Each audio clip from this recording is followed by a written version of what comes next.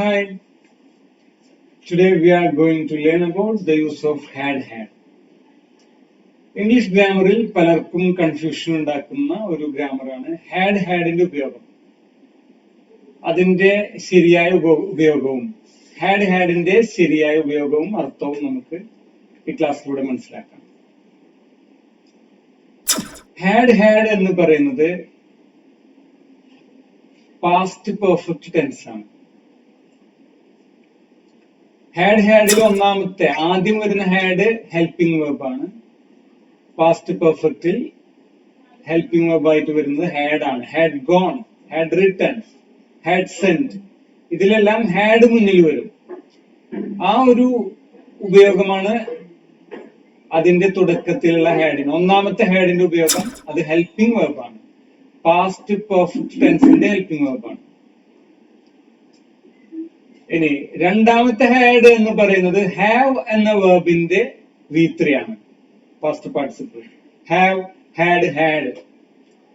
ഉണ്ടായിരുന്നു എന്ന അർത്ഥത്തില് ഹാഡ് ഉപയോഗിക്കാറുണ്ട്.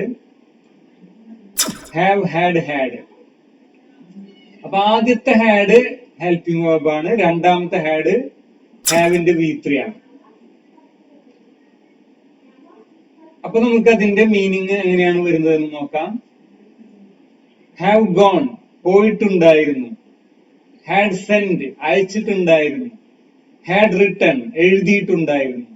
അതേപോലെ ഹാഡ്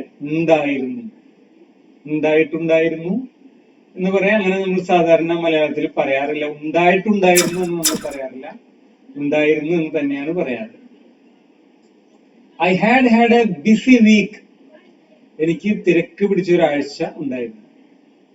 തിരക്ക് പിടിച്ചൊരാഴ്ചയായിരുന്നു. She had a bad dream, അവൾക്കൊരു ചീത്ത സ്വപ്നം ഉണ്ടായിരുന്നു.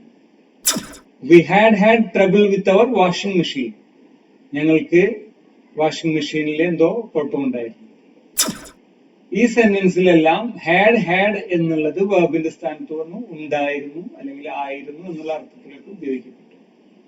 She had a bad dream. I had a busy week. He had